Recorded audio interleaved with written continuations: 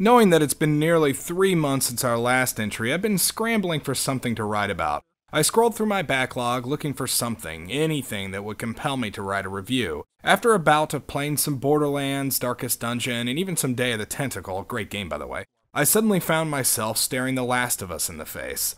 At this point, it's been at least 2 years since I took the plunge, and after Naughty Dog's last venture, which, see my review, I was ultimately disappointed in, Yeah, well, it's a story of my life, I guess. I figured I would kick back, relax, turn down the lights, and indulge myself with what many people consider to be a generational masterpiece. So here it is, as if anything else need be said, The Last of Us review.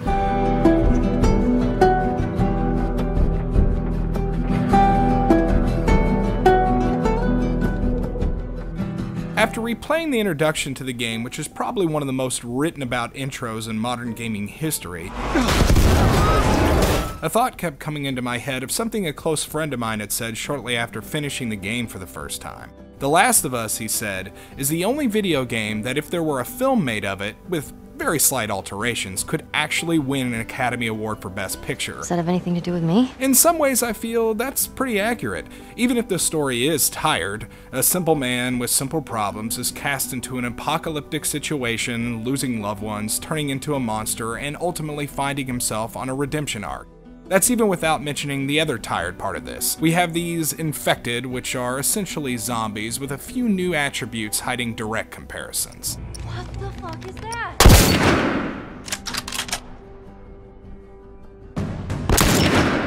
With a lot of many stale threads, I spent a good chunk of time this playthrough pondering what exactly sets this game apart, or at least something that hadn't already been talked about at great length. What I noticed after the incredible intro was that there are a lot of problems people choose to ignore when talking about The Last of Us. You're going to hear about the incredible voice acting, the realistic action, the wonderful world building, and character development, all of which is true. But on the flip side of things, you don't tend to hear about how poor the delivery is in the first act of the game. It ain't like that. It's bullshit. It is just like that. Trust me everyone, I'm not a contrarian. I'm going to talk tons of sugar about the game, but we gotta wade through the weeds first. After the prologue, the game cuts to 20 years later and we're reintroduced to Joel, our protagonist. He lives in a blown-out section of a Boston quarantine zone long after the infection has spread and torn the United States and presumably the world apart. You're introduced to Tess, who is essentially the tutorial guide. You spend a huge portion of the beginning searching for a man named Robert. What matters is that Robert fucking sent them. The way Robert is talked about, you would think he's tougher to kill than the Predator and harder to locate than Solid Snake. I'm looking for Robert. The story for this section is pretty simplistic. Robert took their guns and they want them back. They're confronted along the way in a very obvious tutorial combat arena where Tess predictably shoots one of them in the head without really ever being forced to do so. Fuck this. Along this path, you'll kill other unsuspecting guards before finally being pitted against the scary, unstoppable, maniacal genius behind the curtain, Bob. We get the guns? What do you say? Anyways, he tells you he's already sold your guns to the Fireflies, which are revolutionaries fighting the new tyrannical government. After learning this, Tess then murders Robert in cold blood, just as, what do you know, the leader of the Fireflies, Marlene, walks right around the corner. There you go. Queen Firefly. Guess Bob wasn't too hard to get to after all. We just want to talk, Robert. She tells you that she needed Robert alive, which for the life of me, I really couldn't think of why. She had the guns already. Why did she need him? What reasons other than to close one story thread and open another could she possibly be doing here? You want him back? You're gonna have to earn him. After this, she explains that the only way to get your guns back is to smuggle a young girl named Ellie out of the city. The fact that Ellie's immune to the infection is not known to them at this point. I'm not infected. No? But as she's the potential savior for all humankind, when Joel finds out the truth, he reluctantly agrees to the mission and our adventure begins. This was 3 weeks.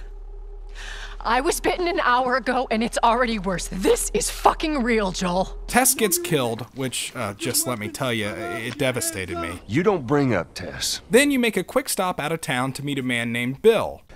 Hey, what are you... Joel? Bill is The Last of Us' first attempt at moving the pathos needle after the prologue, and it resoundingly fails. Bill is a tortured individual. He lives a sheltered life alone in a town he's rigged to explode at every turn. Jesus! Bill tells you he used to have someone that he cared about, I had somebody that I cared about. and how caring will get us killed in the end. And in this world, that sort of shit's good for one thing. Getting you killed. His basis for this makes little sense since Joel hasn't shown he particularly cares about Ellie to this point. We're smuggling her? Also, lecturing someone who spent 20 years in the same apocalyptic world as you have is pretty redundant. And the cliche dialogue is left entirely to fend for itself because the actor's read is utterly typical. Don't test me! He's an asshole when you first meet him, he's an asshole when you leave him. Get the fuck out of my town. Bill is damaged goods, but so is everybody. There's nothing contrasting in the performance or the dialogue that makes his situation special. God damn it. We've seen Joel's daughter murdered in the opening, after all. He's talking to the audience, not to Joel. Goddamn key. Guys, behind us! Bill, come on! It's just the type of thing people are supposed to say in these types of stories. That girl nearly got us killed. And aside from that, his story seems pretty inconsistent. You find the corpse of the person he cared about shortly after he tells you he had one.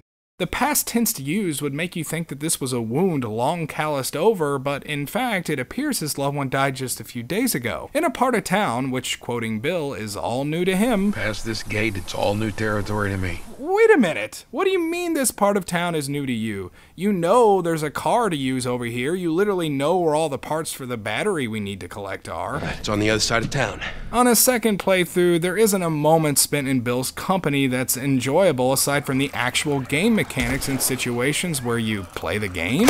And by play the game, I mean kill infected. After that, the first act maintains the same level of predictability for a long time. It's extraordinarily gamey, which wouldn't matter if the game didn't seem so ashamed of it. See that building over there? Hit L3 to zoom. You, Bill? I was stunned how I never really noticed the constant identity crisis The Last of Us has between whether it wants to be story first, game second, How the hell would he even walk around with that thing? Get rid of that. or the other way around. Joel, this way. Every single time one of these repeated checkpoint goals were laid out so ineloquently, or every time I had to pause my own progress to look for rags or scissors, the game lost a step. What is this trying to be? And then it hit me. This is trying to be art. Oh, man. Wow. Look at those things.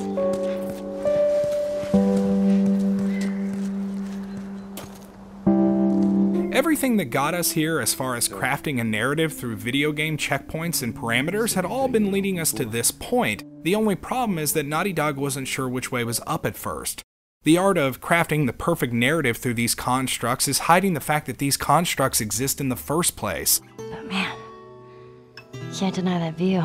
The crafting, the looting, the level design at first seemed too gamey because the narrative had yet to use the mechanics effectively. When Ellie is looking for anything she can find, anything she could use to possibly save her life in the winter portion of the game, you feel the desperation, the anxiety of finding the tools, and every agonizing second spent crafting the one thing that might save your life. And when you couple that with a narrative that's so poignant that you genuinely worry that a character could die, then you've really achieved something. This is what The Last of Us did that no other game has been able to really ever do. It just didn't work all the time. You don't bring up Tess. Sam and Henry's entry point to the story is where the game first starts to move mountains. Their situations are closely mirrored to that of Joel and Ellie. They're the first likable characters you find since Ellie to be introduced. But what makes them actually come to life is that they're the first new people to give Joel and Ellie someone to bounce their emotions off of. And the game was sorely missing that. Ow! A blueberry hurt you?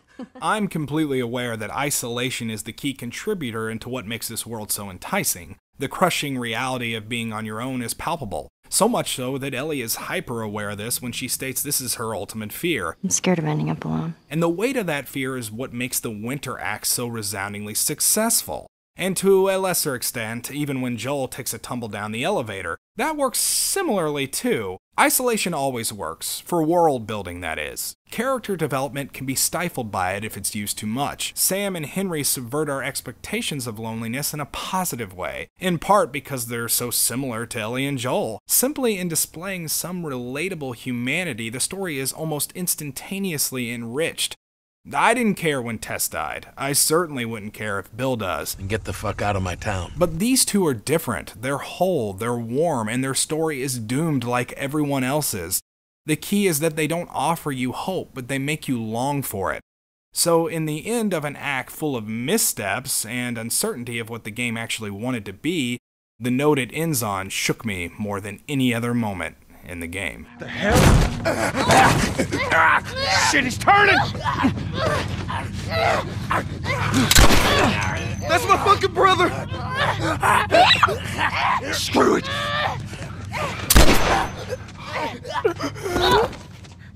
Shit! Ellie? Ellie, are you alright? Oh my god. Sam? Oh no. Sam? Henry? Ellie, stay there. Henry? What have you done? I'm gonna get that gun from you, okay? Oh, okay, easy. It's your fault. This is nobody's fault, Henry.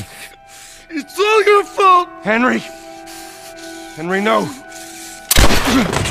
Oh my god. This is The Last of Us finding its footing, and its footing continues to stride when the next beat is Joel reunited with his brother after many years. He's my goddamn brother. It's touching to see them together, and it hurts to see them at odds. That duality is frustrating for the characters because they're stuck looking at the people they've become, hoping to recognize the people that they were. It's quite the crew you got here. Hey, they're good men. This place gives them a second chance. Gives us all a second chance. This is the narrative effect I was longing for. It's done so much better than Bill here. Yeah, I know. The Last of Us is a story about the human condition. What at first is presented very bleakly and ultimately ineffectively with someone like Bill, You ain't gonna make it. is given new purpose with the addition of these plot threads. Thanks for not blowing my head off. Would have been embarrassing, considering you're my brother-in-law. The Last of Us doesn't work as a story about despair. The Last of Us only works as a story about hope. And when it finally realizes it, the results have potential to transcend modern video gaming. Not her, you know. What? Maria told me about Sarah. Ellie? And You are treading on some mighty thin ice here. I'm sorry about your daughter, Joel. But I have lost people too. You have no idea what loss is. Everyone I have cared for has either died or left me. Everyone fucking except for you. So don't tell me that I would be safer with someone else, because the truth is I would just be more scared. The town's alarm bell marks your path after Ellie's escape. That's the only thing that stands out amongst the dulling of your senses. Staring into a whiteout snowstorm, people are looking for you, to kill you, or worse. Those mechanics I talked about earlier, they're necessary here. You have to pause and listen to your environment for any sound of movement. Holding L1 to listen is never out of place here. It's never a distraction. It's survival and it's necessary. For Joel too, when he comes in an attempt to rescue. Crafting is important, looting is important. You need these things now more than ever. The narrative is full steam ahead. There's no safes here with combinations nearby, no destinations you can see by zooming into the skybox. Just snow, death, and the ominous toll of a bell. The act of taking direct control of Joel and Ellie's fate feels less and less like a video game with each person you murder to find each other. Even when boss fights occur, the sniper early in the experience in Act 1, and now David here. David isn't as tough as his life bar because he doesn't have one. He doesn't grow tentacles in his second stage. He's equipped with nothing gamey to disrupt the sequence of dread pulsing through the restaurant. He's a man looking for a 14-year-old girl, the cure for humanity. It's gonna be alright. To murder her.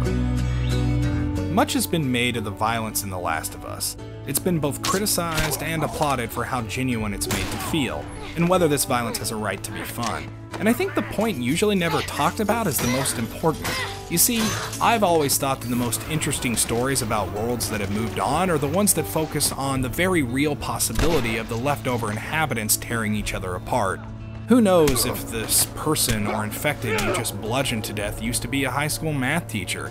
Maybe the person you just strangled defaulted on his student loans 20 years ago.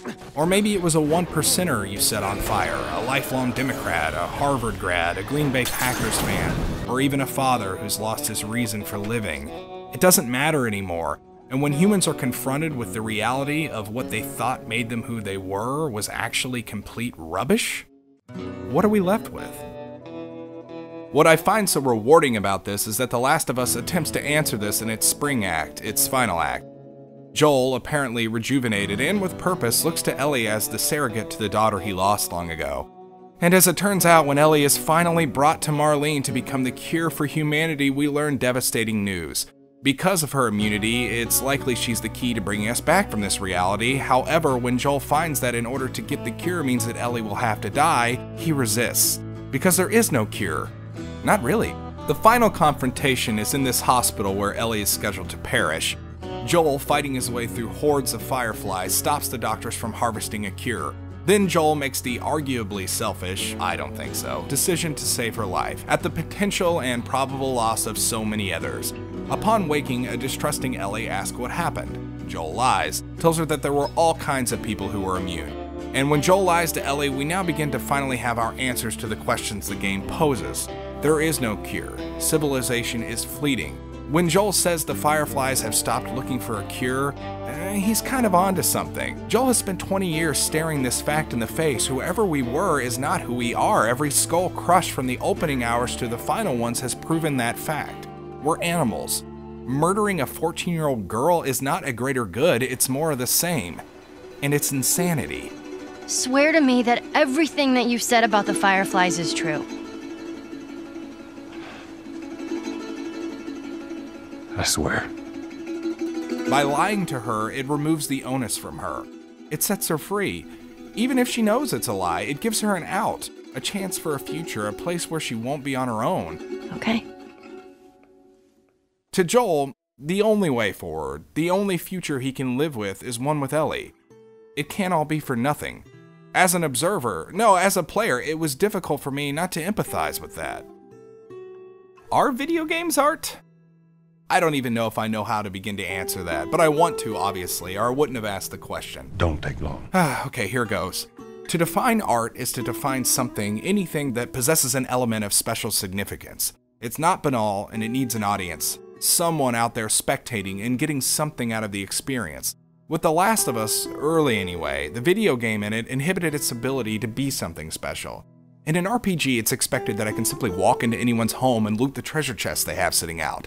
It's absurd when you think about it, but it never stands in the way. It never distracts. Here it kinda does, because what Naughty Dog did here was create an entirely new set of standards for what's possible in blurring the lines of naturalism. The precept formed by its experience exists in the context of actual reality. Our reality. That's amazing as it is hindering. What I mean is, this is meant to actually be Boston, and Pittsburgh, and Salt Lake City. In these cities, does there exist such a place with boss fights? Safes full of scissors, life bars, magic pills to level up, cans of food to increase health? No!